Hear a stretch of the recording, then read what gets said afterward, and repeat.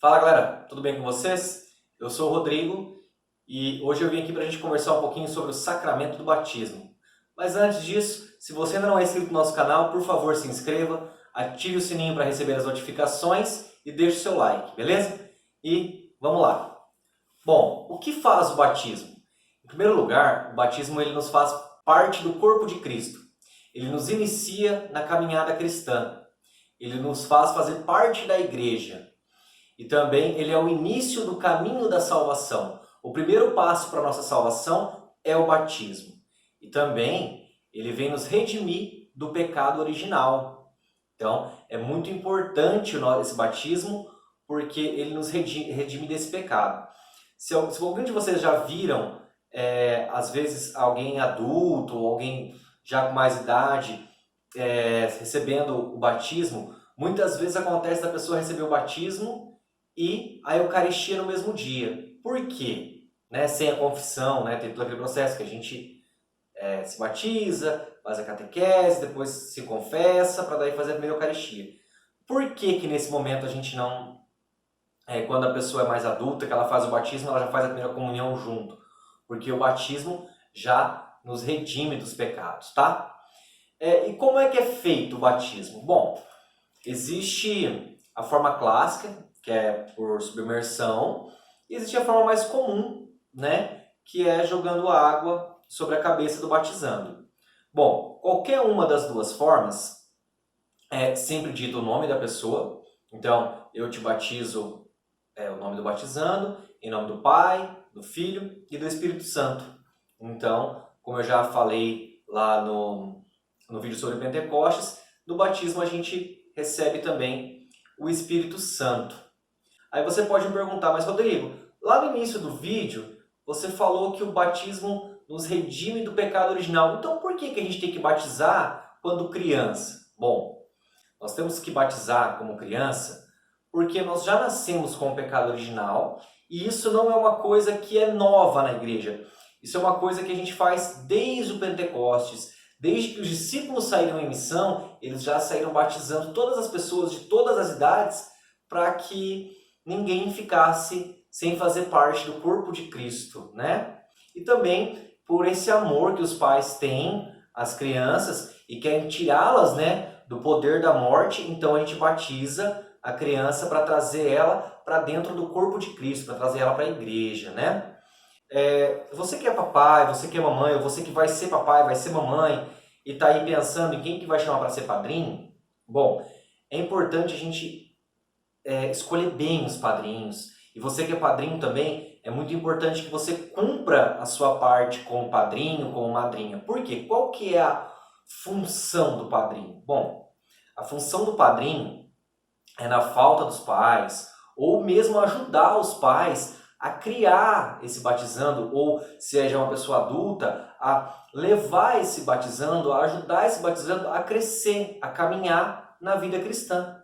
Então, a função do padrinho é muito importante. A gente não pode escolher padrinho porque é mais amigo, porque é mais próximo, ou porque tem mais dinheiro, vai poder dar mais presente. Não é essa a função do padrinho, tá, gente? A função do padrinho é ajudar o batizando durante a sua vida cristã. Talvez o batismo seja dos sacramentos o mais importante, tanto que é o único batismo que em caso de extrema urgência, de extrema necessidade, qualquer pessoa que pode batizar, desde que ela tenha o mesmo intuito da igreja no batismo. Veja bem, nenhum outro sacramento a igreja permite que leigos façam. Ou, geralmente os outros sacramentos, ou é o bispo, ou é o padre, O batismo também geralmente pode ser feito pelo diácono, mas é o único sacramento que pode ser concedido por qualquer pessoa. Mas não vão sair por aí batizando as pessoas, gente. Não é assim, tá? É em caso de extrema necessidade e que de repente não dê tempo de chegar um ministro, de chegar um diácono, de chegar um padre, e para que essa pessoa não morra sem receber o sacramento do batismo, qualquer pessoa pode batizar, tá? Porque é fundamental que nós tenhamos, que nós recebemos o sacramento do batismo, beleza? E depois do batismo a gente passa para o próximo sacramento, né? Nós estamos falando sobre o sacramento de iniciação e o próximo é o sacramento da Eucaristia. E quem vai falar com você sobre o sacramento da Eucaristia é o tio. Chega mais, tio! Salve, salve galera, eu sou o Thiago Osbar e nós vamos falar sobre o sacramento da Eucaristia. Mas da onde vem o termo Eucaristia? O termo Eucaristia ele vem de uma ação de graças, fazia parte lá da tradição já do judaísmo, onde eles agradeciam por tudo aquilo que o Senhor fez, principalmente antes das refeições, era onde eles mais faziam isso, é onde eles agradeciam pela criação, pela redenção e também pela santificação. A melhor maneira da gente entender um pouquinho mais sobre a Eucaristia está aqui no Catecismo da Igreja Católica, ou para você que está começando agora também, no YouCat também você vai encontrar muita coisa bacana. Para você que é mais jovem, é bem legal conhecer toda essa literatura que a nossa igreja disponibiliza. O Catecismo da Igreja ele vai falar do parágrafo 1323 ao parágrafo 1419 sobre a Eucaristia. O parágrafo 1323, resumidamente, ele diz que Jesus confia à igreja o sacramento da Eucaristia até que ele volte, para que isso se perpetue. Eu e você sabemos que a instituição da Eucaristia se dá na Quinta-feira Santa, quando Jesus faz ali a Santa Ceia. Ali então é instituído para a gente a Eucaristia, corpo e sangue, no pão e no vinho. Porém a gente precisa sempre lembrar que a Eucaristia vai além de corpo e sangue, ela também tem a alma e a divindade de Jesus, ou seja, ali Jesus está presente de maneira completa. O Catecismo nos dá várias opções de nomes quando nós tratamos sobre a Eucaristia, como ceia do Senhor, fração do pão, a Assembleia Eucarística, o memorial. Um dos nomes mais bacanas que eu gosto bastante é a comunhão. Por quê? Porque isso envolve todos nós católicos. Nós estamos sempre ali em comunhão. Participamos aos domingos nas Santas Missas. E por que aos domingos? Porque foi o dia que o Senhor ressuscitou. E ali fazemos memória, então, de toda a trajetória de Jesus, de tudo aquilo que ele passou, de tudo aquilo que ele viveu. Então a gente relembra ali esse momento em comunhão. Cristo sendo a cabeça da igreja e nós todos como membros. Dentre todos os assuntos que se trata de Eucaristia, eu gosto de uma historinha bem bacana de uma menina chamada Imelda Lambertini. Ela é uma beata e aí eu queria contar um pouquinho da história dela para vocês, para poder deixar um pouquinho mais claro o valor que se tem em Eucaristia e que muitas vezes nós não damos esse devido valor. Imelda Lambertini nasceu no ano de 1322 na cidade de Bolonha, lá na Itália. Desde muito criança ela sempre foi muito apaixonada por Jesus e pela Santa Igreja. E com 9 anos de idade ela queria entrar lá para o convento, mas a gente sabe que isso nem sempre é permitido. Mas devido a tanta insistência na época e a influência de seu pai, ela conseguiu entrar lá e começar a morar no convento com as irmãs. E ela era extremamente apaixonada pela Eucaristia. Nessa época, a Eucaristia era ministrada apenas para pessoas com 12 anos para cima, ou seja, abaixo de 12 anos não podia receber. Imelda tinha 9 anos na época que foi lá para o convento, não poderia receber. Mas ela era tão apaixonada, mas tão apaixonada, que ela dizia para as madres assim: eu não sei como as pessoas, ao receber Jesus na Eucaristia, não morrem de amor. Essa frase é um tapa muito forte na cara da gente. Um dia, durante a celebração de uma missa, Imelda ali fazendo as suas orações, e desejava muito receber a Eucaristia, receber o corpo de Cristo. A hóstia ela sai lá do cálice do padre e vem de maneira sobrenatural até próximo da Imelda. E aí o padre entende então, diante daquele milagre, diante das irmãs que estavam lá, que era assim o momento dela receber a primeira Eucaristia. Então o padre coloca a patena, a hóstia desce e ele dá a Eucaristia para ela. Todo mundo fica emocionado. Imelda se ajoelha ali e começa a rezar em ação de graças ao Senhor por ter participado daquele momento. Porém, acabou a celebração, ela continuou ali orando e as irmãs querendo fazer os outros trabalhos do dia a dia. Então, eis que uma irmã vai até ela e quando chega perto dela percebe que ela tinha morrido. Ela morreu de amor por Jesus. No ano de 1910, o Papa São Pio X instituiu ela como patrona da primeira comunhão. Por isso é muito importante encaminharmos todos aqueles que ainda não receberam a Eucaristia, para que façam a experiência, para que façam a catequese, para que se preparem, para que conheçam verdadeiramente o que é Jesus na Eucaristia. E aí, dando sequência a todos esses sacramentos da iniciação, eu chamo agora o Davi, que vai falar com vocês sobre o sacramento da confirmação. Chega mais, Davi. Fala galera, que a paz de Jesus esteja com vocês. Eu me chamo Davi e hoje vou partilhar um pouco com vocês sobre o sacramento da confirmação. O sacramento, também chamado de crisma, ele faz parte dos sacramentos de iniciação, junto com o batismo e a Eucaristia. Ele é chamado de confirmação, por quê? Porque ele confirma aquilo que foi realizado no batismo. No batismo, normalmente a criança não tem a intenção ainda de receber o Espírito Santo, porque não sabe o que ainda está acontecendo. E na crisma, a pessoa tem a consciência daquilo que está acontecendo, daquilo que vai acontecer, né, com a vinda do Espírito Santo sobre a sua vida.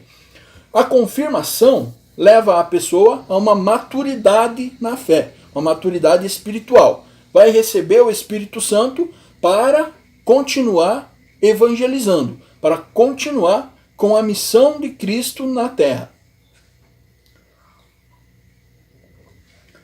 Para responder isso, eu vou usar hoje o Yucat, que é o Catecismo da Juventude Católica. O que diz no Yucat sobre a confirmação? Ele diz que o sacramento da confirmação completa o batismo. É uma sequência, né? Então os sacramentos são uma sequência. E a confirmação completa o sacramento do batismo, onde nós recebemos o dom do Espírito Santo. E na confirmação, a pessoa decide livremente receber esse sacramento. Quem pode ser crismado, né? Quem pode ser confirmado? O sacramento pode ser recebido por pessoas que estão em estado de graça. O que é isso? Não estão em pecado mortal. Então são pessoas que receberam, né, outro sacramento, que nós vamos falar mais para frente, o sacramento da confissão. Então pessoas que estão em estado de graça, não cometeram um pecado mortal depois da confissão, pode receber esse sacramento da confirmação. A pessoa vai fazer de tudo para receber e aprender sobre a fé na sua igreja. E quem pode confirmar? Quem pode repassar, né, esse sacramento? Normalmente, a confirmação, esse sacramento, é realizado, presidido pela pessoa do bispo. Mas ele pode designar, né, um sacerdote que vai celebrar, né, no lugar dele. Vai ser designado pelo bispo um sacerdote que vai realizar e fazer o procedimento da confirmação. Também o Yucat nos traz que esse sacramento ele é um acordo com Deus. Por que é um acordo?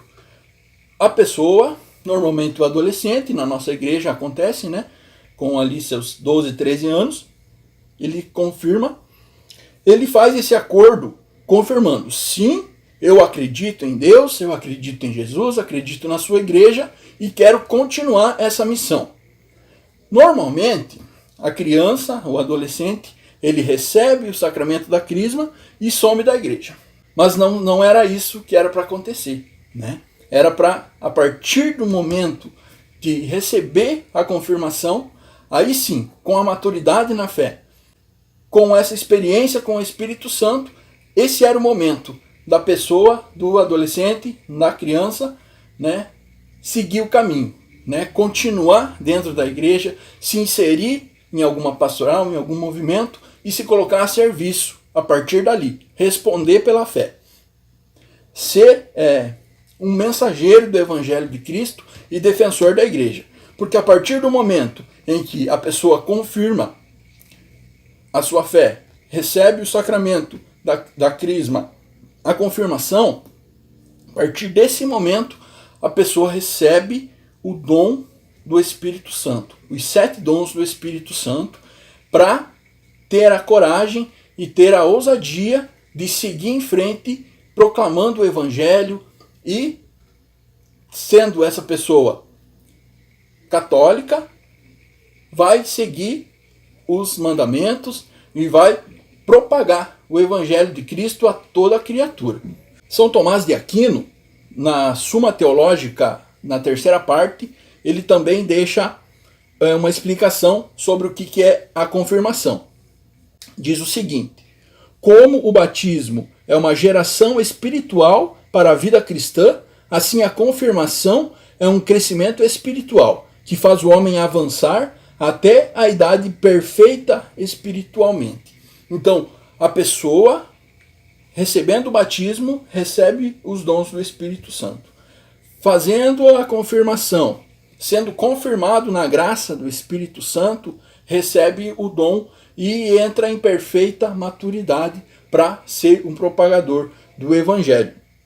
No batismo, o homem recebe o poder de realizar o que concerne a salvação pessoal, enquanto vive para si mesmo. Mas, na confirmação, recebe o poder de realizar o que concerne ao combate espiritual contra os inimigos da fé. Então, a confirmação é um desafio. A partir desse momento, a pessoa que recebe esse sacramento vai precisar combater os inimigos da fé. E os principais inimigos da fé são 3: a carne, o mundo e o diabo. Recebendo o dom do Espírito Santo com a confirmação, a pessoa tem o dever de combater esses 3 principais inimigos da fé e se manter firme e inabalável com a sua igreja. Falamos um pouco hoje sobre os sacramentos da iniciação. Os sacramentos continuam, né? Nós vamos ter outros vídeos falando sobre os próximos. Se você gostou desse vídeo, não se esqueça de curtir e compartilhar. Assine o canal para mais vídeos sobre o tema e aproveite para assistir o nosso último vídeo. E até a próxima!